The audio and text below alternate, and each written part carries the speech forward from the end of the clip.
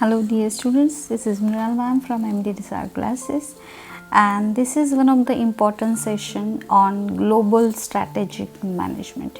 जो 14 को आपका पेपर है second year last semester MBA guys, common to all finance IB HR and marketing सबके लिए कॉमन सब्जेक्ट है, तो इसके ऊपर हम वीडियो बनाने जा रहे हैं. ठीक है, थ्योरी ही है लेकिन थोड़ा टेक्निकल थ्योरी है, थोड़ा एडवांस लेवल का थ्योरी है. That's why I am going to make the videos as per the student requirement. कुछ स्टूडेंट ने मुझे कमेंट करके कहा कि मैम ग्लोबल स्ट्रैटेजिक मैनेजमेंट के ऊपर भी वीडियो बनाइए. So yes, for that I am going to make this video. Before starting this video, जिन्होंने सब्सक्राइब नहीं किया है, do subscribe and share to your needy friends. ठीक है, तो मैक्सिमम स्टूडेंट को ये पता चलेगा and they will get the benefit of this. तो पहले क्वेश्चन पेपर देखेंगे, फॉर्मेट देखेंगे एंड फिर जो मोस्ट इम्पॉर्टेंट क्वेश्चन है, मैक्सिमम टाइम जो क्वेश्चंस पूछे गए हैं एग्ज़ाम में, उसका प्रिपरेशन हम करेंगे. ठीक है, सो स्टार्ट करते हैं आज का video with question paper. So here is your question paper. ठीक है, ग्लोबल स्ट्रैटेजिक मैनेजमेंट 405-2019 का पैटर्न. ठीक है, 2 आवर्स का क्वेश्चन पेपर है, 50 मार्क्स का क्वेश्चन पेपर है and all questions are compulsory to solve. ठीक है, क्वेश्चन नंबर 1 जो है यहाँ पे answer any 5 out of the following, मतलब 8 क्वेश्चंस रहेंगे, कैरीज 2 मार्क्स एच, 10 मार्क का क्वेश्चन है एंड यस, इसमें 2 मार्क्स के क्वेश्चन कैरी है, तो इसमें से आपको 5 करने हैं, एनी 5 आपको सॉल्व करने हैं. इसमें localisation, market research, innovation, sustainability, alliance, capability, culture, acquisition, इसके ऊपर क्वेश्चन है. ठीक है, तो ये जो क्वेश्चंस है ये मोस्ट ऑफ द टाइम तो रिपीट ही होते हैं. मोस्टली तो globalisation, localisation, market research, alliance, sustainability, इसके ऊपर तो क्वेश्चन पूछते ही हैं एनी हाउ. ठीक है, तो ये आपको प्रिपेयर करके रखना है. क्वेश्चन नंबर 2 जो है answer any 2 out of the following, और इसमें लोकलाइजेशन के कुछ फैक्टर्स या ग्लोबलाइजेशन के कुछ factors, benefits, global multinational alliance, इसके ऊपर क्वेश्चन है. तो मोस्टली फर्स्ट टॉपिक के ऊपर तो बहुत ज़्यादा क्वेश्चन है, ये 100% आपको अच्छे से करके लेना है. फर्स्ट टॉपिक, उसके features, advantages, benefit, factors, everything related to first topic of global strategic management. Question number 3 जो है, दिस क्वेश्चन नंबर 2 में कैसे करना है, out of 3 you have to solve any 2. ठीक है, देन क्वेश्चन नंबर जो 3 है, ए को और यहाँ पे बी है. ठीक है, एनी वन ऑफ ए और बी आपको सॉल्व करना है. सो यहाँ पे question discuss with example cross border merger and acquisition. तो यस, मर्जर एंड एक्विजिशन ये भी बहुत एक इम्पॉर्टेंट पॉइंट है. ठीक है, विथ एग्जाम्पल आपको ये करना है कि cross border mergers and acquisition. For that आपको लेटेस्ट जो मर्जर्स एक्विजिशंस हुए हैं, ओके, गूगल कर लेना है, देखना है कि कौन कौन सी कंपनियाँ हैं, जैसे कि वोडाफोन, एयरटेल का हुआ या और भी बहुत सारी कंपनी से, उसको देखना है. क्योंकि यहाँ पे विथ एग्जाम्पल कहा है, सिर्फ मर्जर्स एंड एक्विजिशन आपको मीनिंग लिखेंगे, डेफिनेशन लिखेंगे तो that is not sufficient. You have to discuss the examples of that also. ठीक है, तो ये क्वेश्चन नंबर 3 है, मर्जर एक्विजिशन के ऊपर आपको अच्छे से प्रिपेयर करना पड़ेगा. Discuss market and industry opportunities with suitable examples. ऐसा क्यों है, क्योंकि आपका टॉपिक ही है ग्लोबल स्ट्रैटेजिक मैनेजमेंट. तो ग्लोबलाइज्ड हो, जब हम वर्कआउट करते हैं तो क्या क्या इंडस्ट्रीज़ एंड मार्केट के लिए अपॉर्चुनिटीज़ रहती है, ये भी हमें देखना है. ओके, तो ये डिस्कस यहाँ पे करेंगे. देन क्वेश्चन नंबर 4 जो है, मोस्टली ये टॉपिक नंबर 4 पे आता है, अलायंस, सस्टेनेबिलिटी, इसके ऊपर ये क्वेश्चन मोस्टली पूछा जाता है, उसी टॉपिक के ऊपर पूछा जाता है. तो क्वेश्चन क्या है यहाँ पे देखिए, discuss alliance constellation management with industry example. तो आप यहाँ पे आपको ऑब्जर्व करना पड़ेगा कि हर एक बार एग्जाम्पल देने के लिए कहा है. स्टूडेंट क्या करते, थ्योरी मतलब सिर्फ मीनिंग, डेफिनेशन, फीचर्स, बेनिफिट पढ़ के जाते हैं, लेकिन एग्जाम्पल्स नहीं पढ़ते। अभी MBA लेवल में आपको जो भी कुछ करना है, जो भी पॉइंट्स आप कर रहे हो, विथ एग्जाम्पल आपको वो करना है। तो लेटेस्ट क्या क्या अलायंस हुए हैं, मैनेजमेंट अलायंस कॉन्स्टलेशन मैनेजमेंट क्या है, उसके इंडस्ट्रियल एग्जाम्पल्स, उसको भी आपको अच्छे से प्रिपेयर करना पड़ेगा। उसके और में है explain the examples, the topology and framework of strategic alliance. तो अलायंस वाला जो टॉपिक है ना, वो भी एक अच्छे से करो। Merger acquisition, alliance and first globalisation, उसके ऊपर ही मैक्सिमम क्वेश्चन है, ठीक है। And question number 5, just last question जो है, elaborate with example the challenges to global strategic management in the present era. की ग्लोबल स्ट्रैटेजिक मैनेजमेंट का को क्या क्या चैलेंजेस फेस करने पड़ रहे हैं, विथ एग्जाम्पल हमें वो इलाबरेट करना है। तो अगेन ये फर्स्ट टॉपिक के ऊपर ही लास्ट वाला क्वेश्चन पूछा है। एंड उसके और में है explain the global functional model and suggest a sustainable organisation structure for global pharma company. तो instead of yes writing the answer of second B, mostly तो प्रेफरेबल A ही रहेगा, राइट, क्योंकि examples of global strategic management तो ये करके ही जाते हैं। B में आपको क्या वहाँ पे एक लाइक केस स्टडी इसको आपको सॉल्व करना पड़ेगा, ग्लोबल फार्मा कंपनी का स्ट्रक्चर एंड उसके फंक्शन, उसका मॉडल, ये सब आपको देना पड़ेगा, ठीक है। So this is all about your format question paper, last year का क्वेश्चन पेपर है। तो अभी जो जो इम्पॉर्टेंट डेफिनेशंस हैं with examples we will going to see this. And yes, इसका मैं 3 पार्ट में वीडियो बनाने जा रही हूँ। तो फर्स्ट पार्ट में तो बहुत ही बेसिक रहेगा, ठीक है। So don't forget to subscribe, then only you can get our new videos, okay. So let's start with theory part.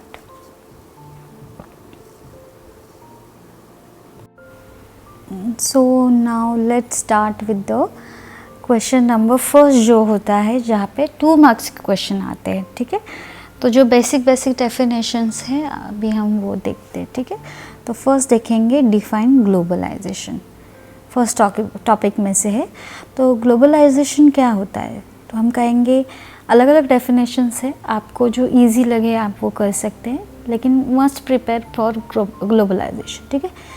Globalization is the shift towards more integrated and interdependent world economy. It has 2 main components, globalization of market and production. तो ये easy definition है कि globalization means what?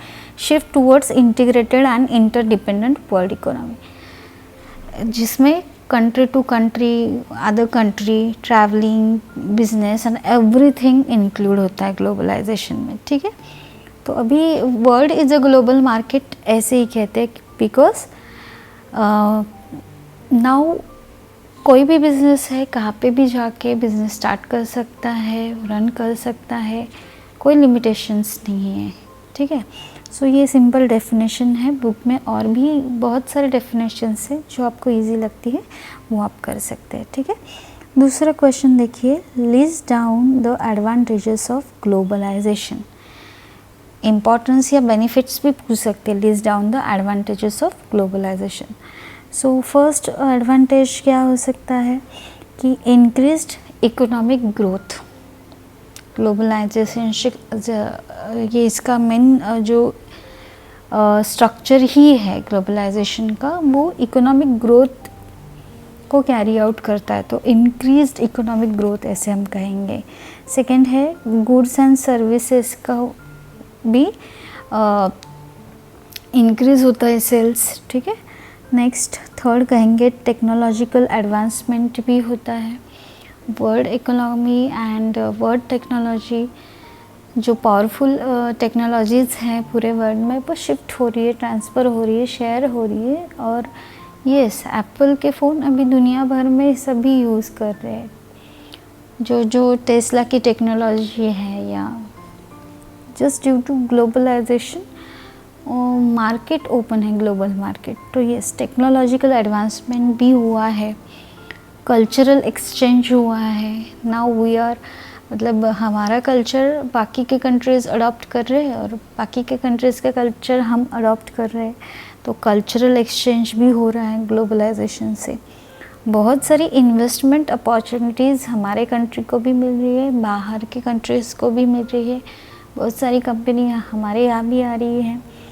Then indirectly job create होता है। अगर investment हो रही है हमारे कंट्री में, एफडीआई हो रही है due to globalisation, technological enhancement हो रही है, कंपनीज बढ़ रही है, तो जॉब भी क्रिएट होता है, ठीक है।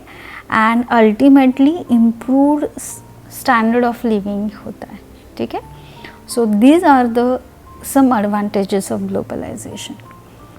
नेक्स्ट देखेंगे व्हाट इज़ कॉम्पिटिटिव एडवांटेज। तो यहाँ पे कॉम्पिटिटिव एडवांटेज क्या होता है?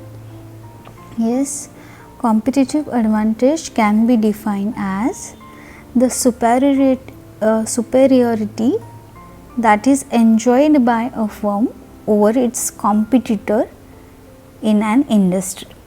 तो हर एक इंडस्ट्री में कॉम्पिटिटर तो है, कंपटीशन के बिना तो बिजनेस ही नहीं चलता है। तो एज़ कम्पेयर टू कॉम्पिटिटर, हमारे कंपनी का जो एडिशनल पॉइंट है, सुपेरियोरिटी है या कुछ ऐसा है जो बाकी के कंपनी में नहीं है, इसलिए हमारी कंपनी ज़्यादा सेल्स कर रही है, ज़्यादा ग्रोथ कर रही है, ज़्यादा प्रोडक्शन कर रही है।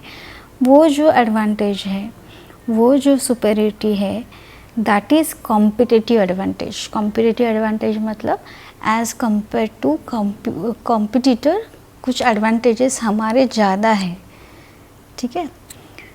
और भी एक डेफिनेशन है यहाँ पे, competitive advantage means being better than others eight something that customer care about, ठीक है। Being better than others eight something that customers care about. तो ये डेफिनेशन तो सिर्फ अंडरस्टैंडिंग के लिए है, बुक में आप निराली या ठाकुर जो भी कुछ और आपके पर्सनल नोट्स है अगर कॉलेज में प्रोवाइड किए हुए, यू कैन यूज़, बट ये करके रखो, ठीक है। नेक्स्ट क्वेश्चन है, list down the various global entry strategies. अगर ग्लोबल एंट्री करनी है तो कौन कौन सी स्ट्रैटेजीज़ है? तो इसमें 3 टाइप आएंगे। एक्सपोर्टिंग एज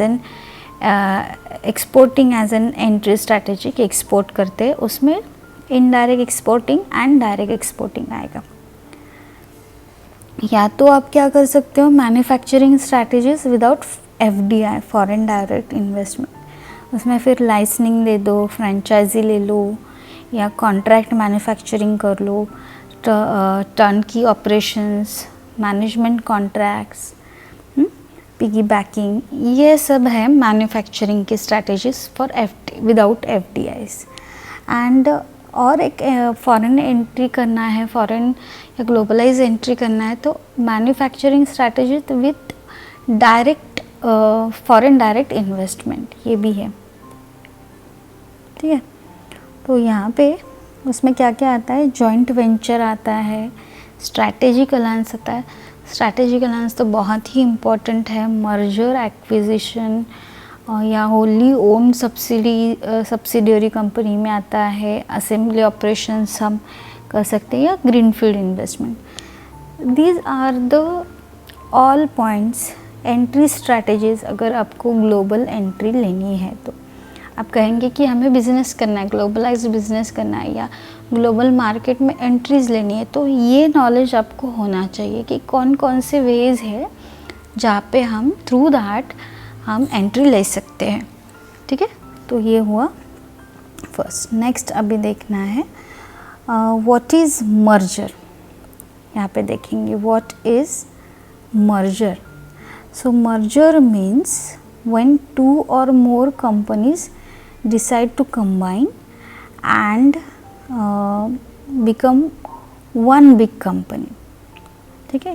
यहाँ पे 2 और more companies जो है डिसाइड करती है कि अभी हमें कंबाइनली वर्कआउट करना है, हम कंबाइन कर लेते हैं एंड एक ही उसकी बड़ी कंपनी वो वहाँ पे क्रिएट होती है। या यस, तो instead of staying separate they combine everything like their people, money and operations to work together as a single entity. ठीक है, सो मर्जर भी बहुत ज़्यादा इम्पॉर्टेंट पॉइंट है. मोस्ट ऑफ द टाइम तो मर्जर एंड एक्विजिशन के ऊपर तो क्वेश्चन पूछते हैं. ठीक है, सो मर्जर क्या है? 2 और more companies decide to combine and become big company. तो वहाँ पे सभी ऑपरेशंस वो कंबाइन कर देते हैं. ठीक है, नेक्स्ट है list down various models of organizing a global organization. List down various model of organizing a global organization. So type of global organization कौन कौन से वो देखेंगे. तो यहाँ पे देखिए टाइप्स ऑफ ग्लोबल ऑर्गेनाइजेशंस या उसके मॉडल, यस वेरियस मॉडल.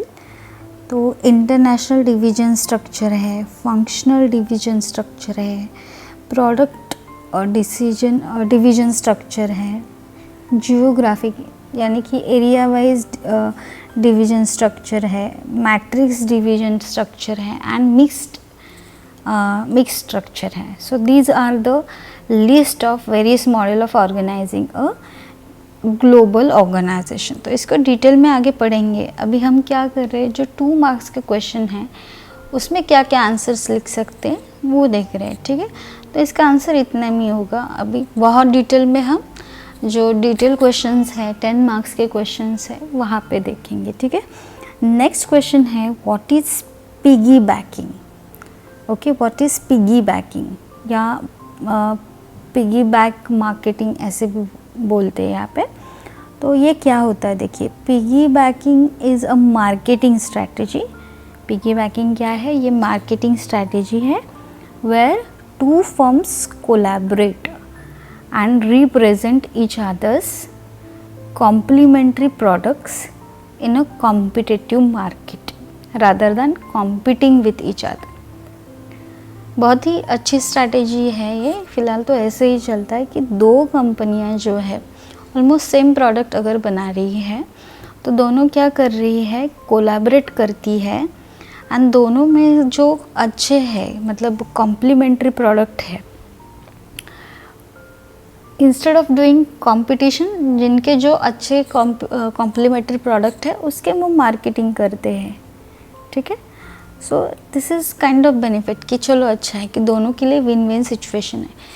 दोनों कंबाइन हो लेते हैं और दोनों के जो अच्छे प्रोडक्ट है उसके दोनों मिल के मार्केटिंग करते हैं. ठीक है, so this is piggy banking या पिगी बैक मार्केटिंग. ठीक है, नेक्स्ट जो है question, What is a greenfield investment? Greenfield investment क्या है? So let's see.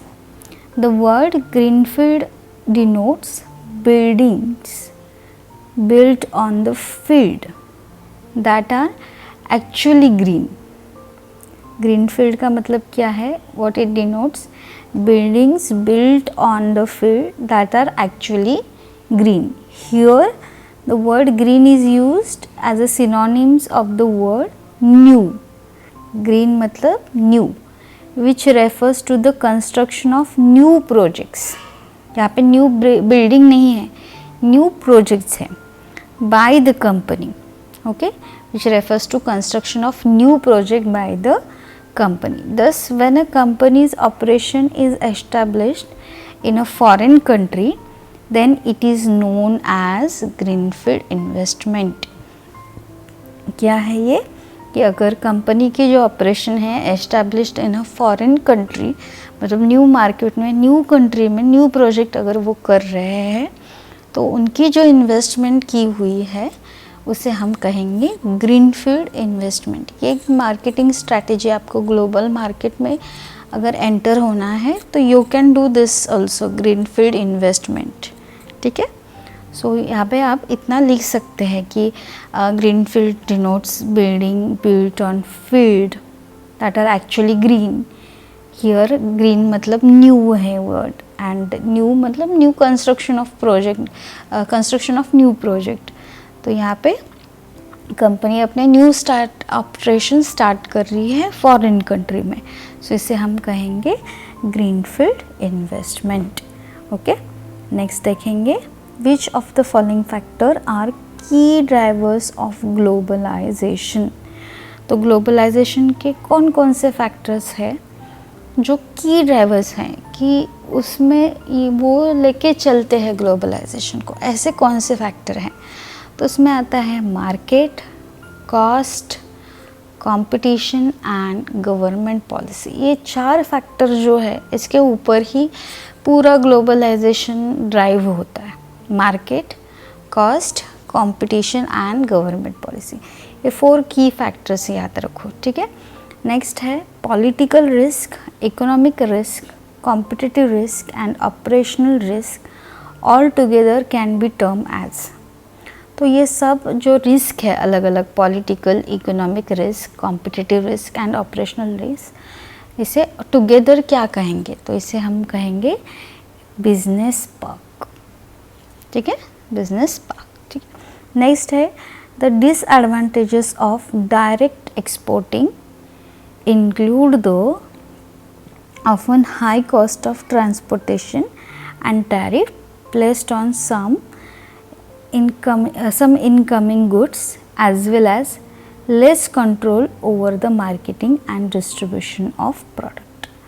तो यहाँ पे the disadvantages of direct exporting ये मेंशन किया हुआ है। ये भी क्वेश्चन कई टाइम्स पूछा गया है क्वेश्चन पेपर में, इसीलिए डायरेक्टली यहाँ पे हमने लिखा कि डिसएडवांटेज ऑफ डायरेक्ट एक्सपोर्टिंग। क्या है डिसएडवांटेज?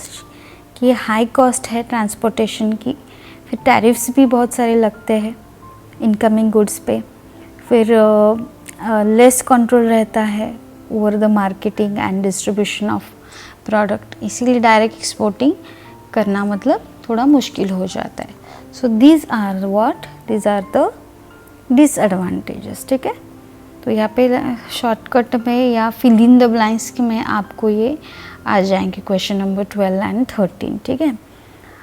थोड़ा ऊपर नीचे हो गए नोट्स में, थोड़ा अंडरस्टैंड कर लो। ओके, स्टूडेंट्स से ही कलेक्ट किए हुए नोट्स हैं मेरे ये।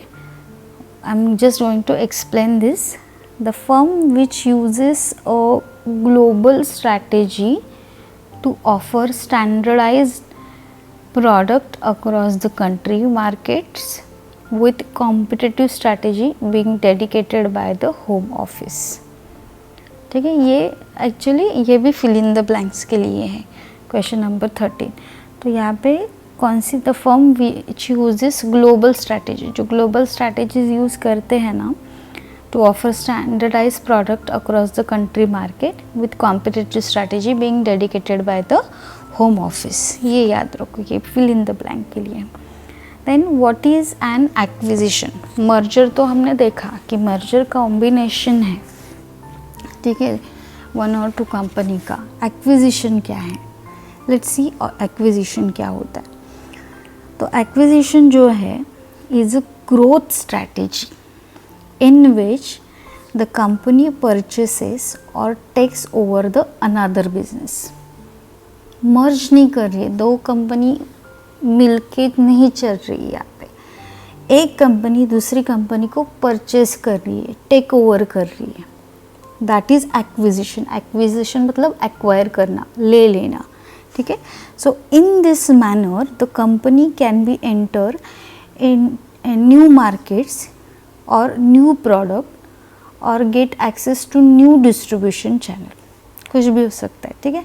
कि एक तो न्यू मार्केट एंट्री मिल सकती है, या न्यू प्रोडक्ट के लिए एंट्री मिल सकती है, या न्यू डिस्ट्रीब्यूशन चैनल के लिए एंट्री मिल सकती है। तो for any one of them purpose acquisition होता है, ठीक है। नाउ नेक्स्ट क्वेश्चन है analyst the drivers of market intelligence. Analyst the drivers of market intelligence. तो मार्केट इंटेलिजेंस भी क्या है वो भी हमें देखना है अच्छे से, ठीक है। आगे चल के वो उसको हम कवर करने वाले, ठीक है। तो अभी हम देखेंगे यहाँ पे कि कौन कौन से फैक्टर्स हैं मार्केट इंटेलिजेंस के, जो उसे हम कहेंगे ड्राइवर्स ऑफ मार्केट इंटेलिजेंस। तो यहाँ पे फर्स्ट है इंक्रीजिंगली डायनामिक मार्केट, के फर्स्ट ड्राइवर है ग्लोबलाइजेशन है, फिर need for efficiency in all areas of business, need for business information, ये सब है, ठीक है। इसके अलावा और भी है risk management, strategic planning, economic factors, market trends, technological advantage, ये सब है यहाँ पे, ठीक है। नेक्स्ट है analyse the feature of globalisation. Feature of globalisation को मैं स्टार्ट कर देती हूँ, ये बहुत ही इम्पॉर्टेंट है। Analyse the features of globalization, तो इसमें फर्स्ट है improved technology, rise in competition, diffusion of knowledge, sorry हम यहाँ पे ये फर्स्ट है। Second movement of people and capital, ये सेकेंड है। फिर थर्ड है राइज इन कंपटीशन, फोर्थ है talents mobility and integration, and fifth है डिफ्यूजन ऑफ नॉलेज। ये 5 फीचर्स हैं, मेन फीचर्स ऑफ ग्लोबलाइजेशन, ठीक है। तो इसको अच्छे से लर्न कर दो, 5 फीचर्स ऑफ ग्लोबलाइजेशन। देन हम देखेंगे कि लोकलाइजेशन क्या है, डिफाइन लोकलाइजेशन। तो लोकलाइजेशन क्या होता है? Localization is the process of changing a product or content so that it feels natural and suitable for a specific place or group of people। तो ये लोकलाइज कर देना मतलब जहाँ पे आप प्रोडक्ट सेल कर रहे हो उस एरिया में जो पीपल है या उनकी जो रिक्वायरमेंट है उस रिक्वायरमेंट को फिट करते हुए वो प्रोडक्ट बनाना, सूटेबल कर देना for specific place or group of people, उतना चेंज कर देते हैं, ठीक है। So that is localization. एक पूरी प्रोसेस है, in that process we are going to change the product according to the requirement of that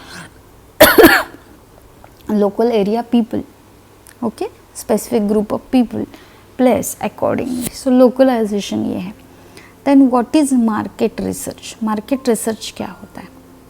yes, market research ये एक प्रोसेस है of gathering, analyzing and interpreting information about market. Market research क्या है? This is the process of gathering, analyzing and interpreting information about market, including information about the target audience, competitors and industry trend. तो marketing का तो main यही है कि market का analysis करो, मार्केट का रिसर्च करो, क्या रिक्वायरमेंट है वो फाइंड आउट करो, अकॉर्डिंगली प्रोडक्ट बनाओ, देन ही उसका ज़्यादा से ज़्यादा सेल होगा, मैक्सिमम प्रॉफिट हो। तो मार्केट रिसर्च मार्केटिंग का तो मेन कोर है। For any business market research तो कंपलसरी होता ही है। So one should know what is market research. तो ये प्रोसेस है जिस प्रोसेस में क्या क्या करते हैं, gathering, analysing and interpreting information about market and other information also. तो इसमें क्या क्या आता है कि टारगेट ऑडियंस क्या है, कॉम्पिटिटर्स कौन कौन से हैं, क्या इंडस्ट्री का ट्रेंड चल रहा है, ये सब इसमें देखते हैं, ठीक है। Then define innovation. इनोवेशन क्या है? तो हमें पता है कि innovation always carries with new ideas, है ना। तो यहाँ पे इनोवेशन हम देखेंगे क्या है। Innovation is the process of creating new ideas, products, services और मेथड्स, इम्प्रूविंग एग्जिस्टिंग वंस। जो ऑलरेडी है, एग्जिस्टिंग है, उसमें कुछ अलग से इनोवेट कर देना, इम्प्रूव कर देना। मतलब वो कोई आइडिया हो या प्रोडक्ट हो या सर्विस हो, मतलब इनोवेशन हम ऐसा कह सकते कि एक आइडिया जो बदल दे हमारी दुनिया, ठीक है। So that is innovation in ways that add value और सॉल्व प्रॉब्लम्स। एग्जिस्टिंग जो प्रोडक्ट है उसमें कुछ वैल्यू ऐड कर दे या कुछ प्रॉब्लम है सोसाइटी में चल रहे या कुछ एरिया में, तो वो भी सॉल्व कर दे, दैट इज़ इनोवेशन, ठीक है। Now what is sustainability? What is sustainability? तो हम यहाँ पे कहेंगे sustainability means using resources wisely so we don't harm the environment, ensuring that future generation can also have what they need, that is sustainability। बहुत ही important point है ये sustainability। Exam के लिए नहीं लेकिन रियल लाइफ में तो बहुत ज़्यादा इम्पॉर्टेंट है कि जो अवेलेबल रिसोर्सेस है हमारे पास हम इतने वाइजली यूज़ करेंगे या करना चाहिए जो कि हम एनवायरनमेंट को भी हार्म ना करें और हमारी जो फ्यूचर जनरेशन आने वाली है उनको भी वो मिले जो हमें मिला है फ्रॉम द एनवायरनमेंट। ऐसे नहीं कि हम अभी यूज़ कर दें और हमारे फ्यूचर जनरेशन के लिए कुछ ना बचे। तो ये जो प्रोसेस है, ये जो मीन्स है, this is sustainability. Okay, sustainability. Then what are capabilities. बहुत सारे क्वेश्चन कवर कर रहे हैं हम, इसमें से 10 ही क्वेश्चन आएंगे, लेकिन for knowledge purpose you can बस डू दिस, बहुत इम्पॉर्टेंट है। ठीक है, capabilities. What are capabilities. Capabilities मतलब क्या कह सकते हैं हम, capabilities means the ability, yes, capability means the ability and capacity to utilize the organizational resources in an effective manner। Capability मतलब हमारी कैपेबिलिटी, हम कहेंगे कि मुझे जो आता है मैं बेस्ट टू बेस्ट दे दूँ। तो वैसे ऑर्गेनाइजेशन के लिए क्या है कि ऑर्गेनाइजेशन के जो भी रिसोर्सेस अवेलेबल है वो इफ़ेक्टिवली इफ़िशिएंट मैनर में यूज़ करेंगे, तो उसे हम कहेंगे कैपेबिलिटी। मतलब ये एबिलिटी है, हम क्या कहेंगे, capability means the ability and capacity. Ability plus capacity, capability आता है। तो ये क्या है, for what, ability and capacity to what, to utilize the organizational resources in an efficient manner. ठीक है, that is capability. Okay, then what is an alliance? Yes, again IMP question. What is an alliance? तो alliance क्या होता है? Yes, what is alliance? An alliance is a formal agreement. ठीक है, ये क्या है, एक formal agreement है और हम कहेंगे पार्टनरशिप है। अलायंस मतलब क्या है, अलायंस करते मतलब एक फॉर्मल एग्रीमेंट करते हैं या पार्टनरशिप करते हैं बिटवीन 2 और more individuals, organizations or countries to work together towards a common goal or objectives. बहुत ही सिंपल सा मीनिंग है अलायंस मतलब, एक फॉर्मल एग्रीमेंट या पार्टनरशिप है। तो ये इट कैन बी बिटवीन 2 और more individuals, organisation and country for what, to work together. किसके लिए, under what, towards a common goal और ऑब्जेक्टिव। इतना सीधा सा मीनिंग है अलायंस का। ठीक है, तो ये मस्ट है, आपको करना ही है। देन नेक्स्ट है डिफाइन कल्चर। तो कल्चर क्या है, what is culture? Culture refers to the shared beliefs, values, customs, traditions, language, arts and social behaviors that characterize a particular group of people or society। हम कहेंगे उनका वो culture है, हमारा ये कल्चर है।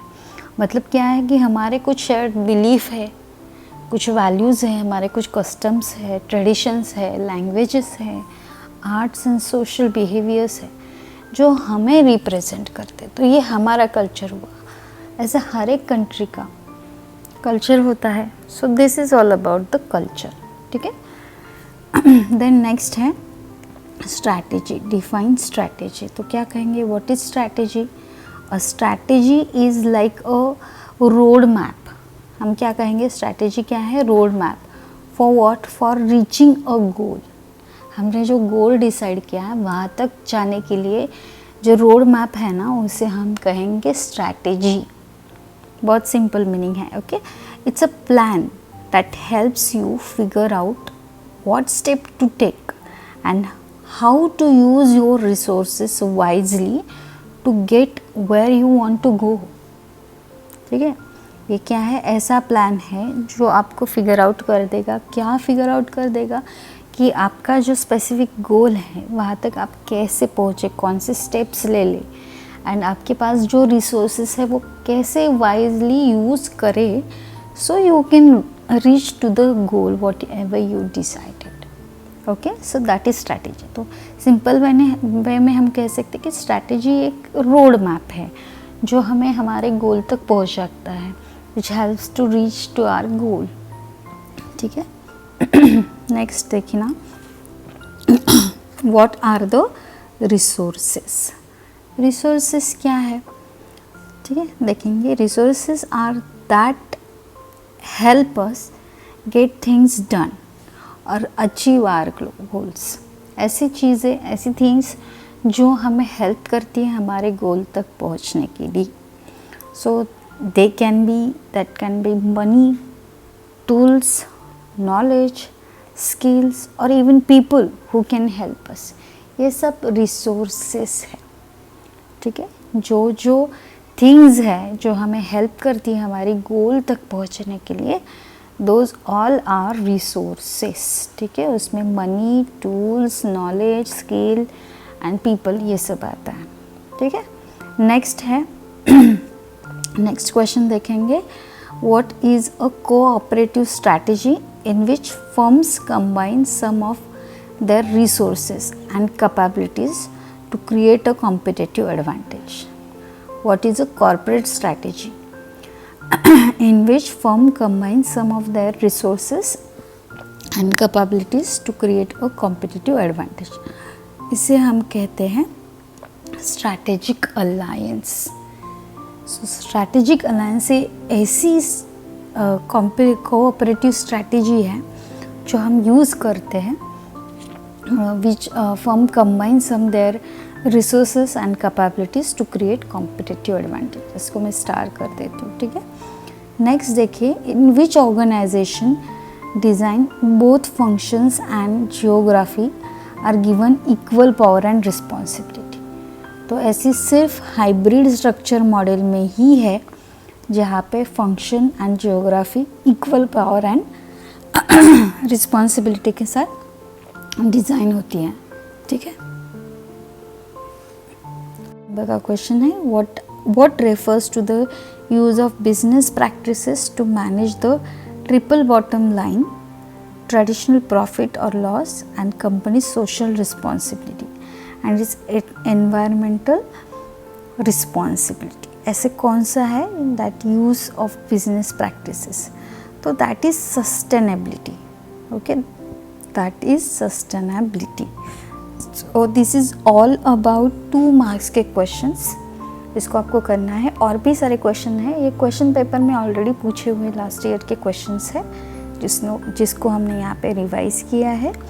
तो नेक्स्ट जो सेशन है पार्ट 2 है, वहाँ पे हम देखेंगे कि जो क्वेश्चन 5 मार्क्स के लिए आता है, क्वेश्चन नंबर 2, जैसे कि डिस्टिंग्विश या और भी कुछ है, तो वो देखने वाले हैं 1 बाय 1। ठीक है, सो यस, अच्छे से प्रैक्टिस करो, पढ़ो, सिर्फ सुनो नहीं, लिख के लो, प्रैक्टिस करो। ठीक है, रिवाइज करो and do share and like our video. अगर आपको ये यूज़फुल लगे, मैक्सिमम स्टूडेंट को शेयर कीजिएगा, लाइक कीजिएगा, सब्सक्राइब कीजिएगा and see you soon with the next video. Thank you for watching, bye bye.